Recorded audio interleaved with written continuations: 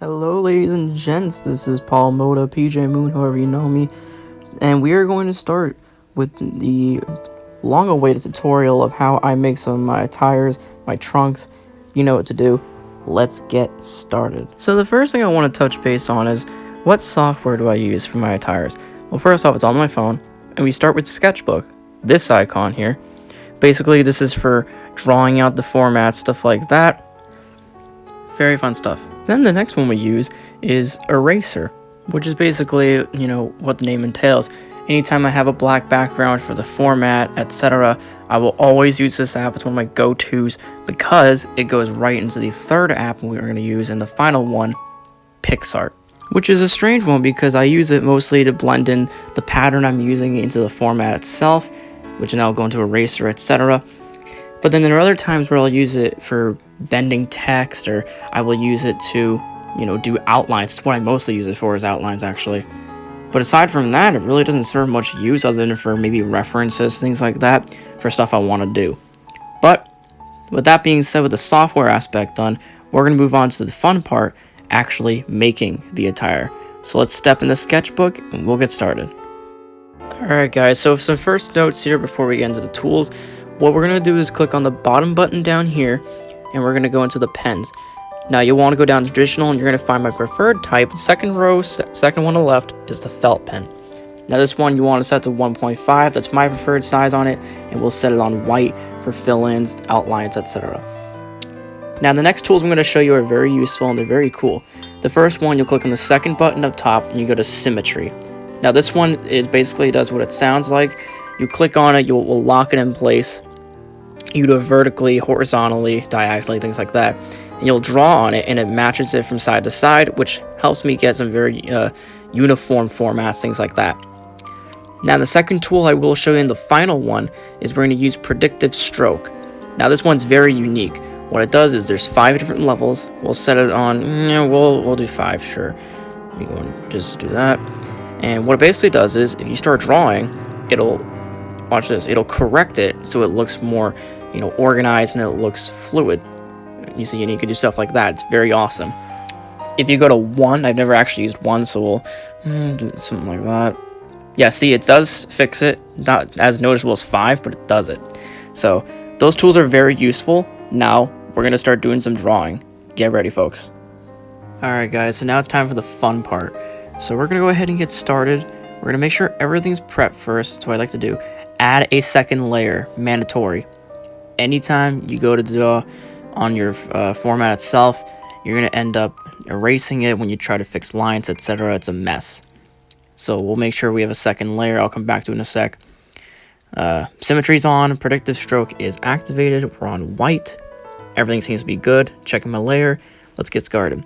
So the first step I like to do, and I started doing this recently, is I usually just draw a random shape, and we'll do something like that. It looks kind of like a bull's head. A really skinny bull's head. Actually, doesn't even look that bad. Normally I do touch-ups on logos like that, but actually I like how that looks, so we'll keep it.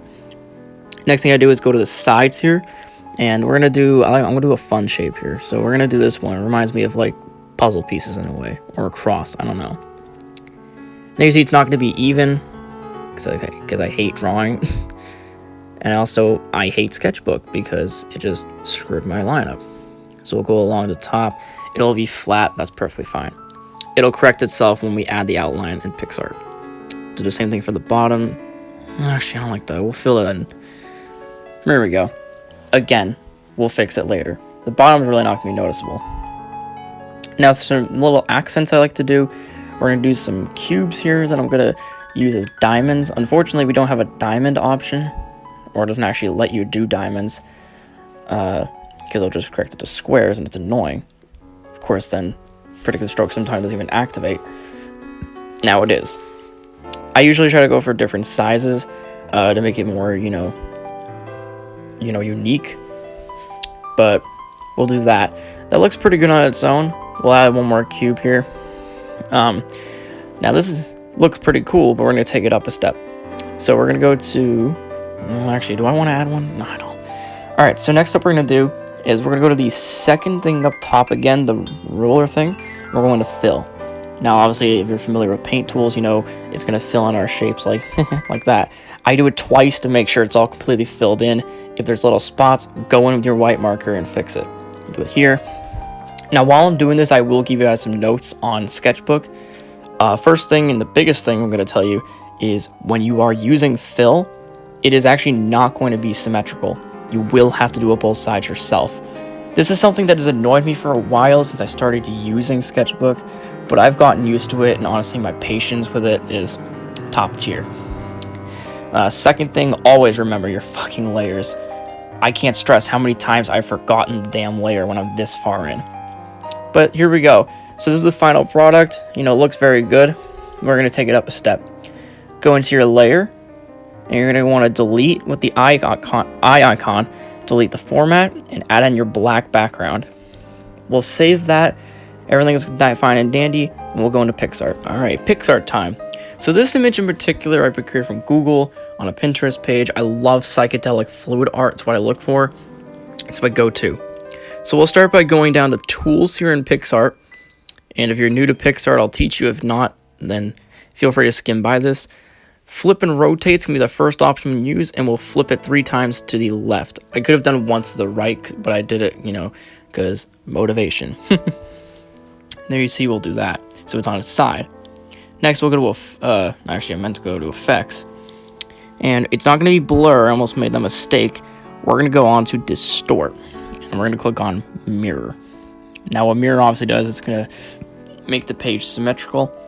And symmetry helps out a lot when doing formats, because then once you add the image on it, it's going to look much more uniform and a lot more formal. I think it looks good.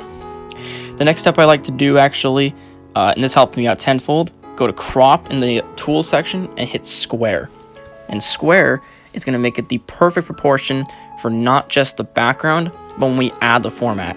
Speaking of, we'll go to Add Photo, add the format that we made earlier, and this is going to bring the line. We'll use the line all the way to the edge there. That's the preferred way to do it. And go to Blend, Multiply. And just like that, there you see we have the outline in there. There is one huge problem. This is way too dark, because if you go to Eraser, you will see that once you erase the black background, all this dark area is going to be gone too. There's an easy fix for this. Hit back, go back to Effects, and this time we're going to go all the way to the right to Colors and click Negative. Negative is going to flip it the colors, so it makes it much more brighter or darker, you know, things like that. It helps me out a lot. Go back to Add Photo, Format, and we're going to scroll all the way up to the lines, Blend, and Multiply once again.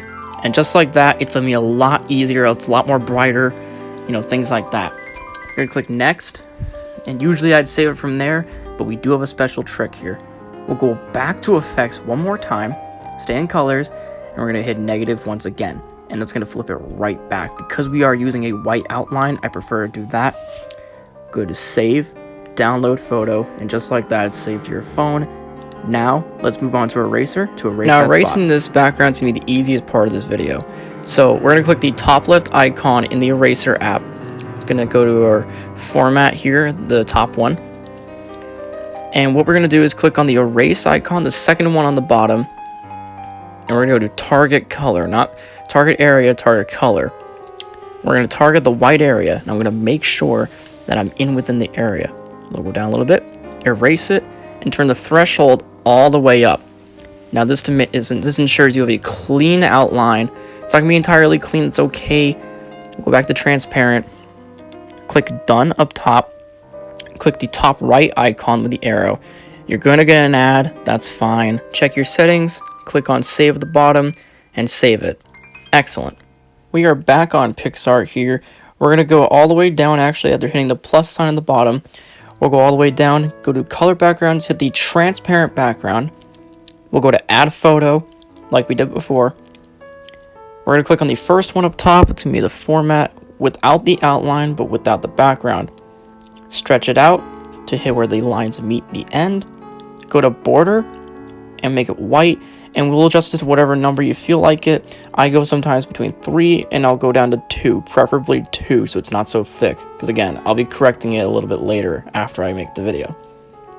We're gonna hit next, and we're gonna save it, like so. Then what we're going to do is we're gonna go back into Sketchbook, and there you see we still have the old format from before. We're gonna do the eye icon, get rid of the background, bring back the format, and we're actually going to delete the layer with the text, or the format, sorry. Go to add a photo for import photo, sorry. Click on the first one with the border, and there you go. That's basically how I make these attires. I will add on to this at some point. I'm not sure when, probably today. But I want to thank everybody for watching this video. Hopefully this did help you out for the most part. If you want me to, I will make a follow-up post about how to go further when it comes to, adding detail and things like that. Adding on to this format. I can go into further in another episode if I can, or if you guys want me to. But this is where I'll leave it for now. Hopefully this did help you guys out for the most part. Thank you guys for all the support you give me throughout the months. I'm really proud of how far I've come with my character and my call and things like that. And I'm hoping I can give back to the community with this video. So thanks everybody for tuning in. I will see you guys in the next video, possibly in the ring. See you soon. Happy holidays.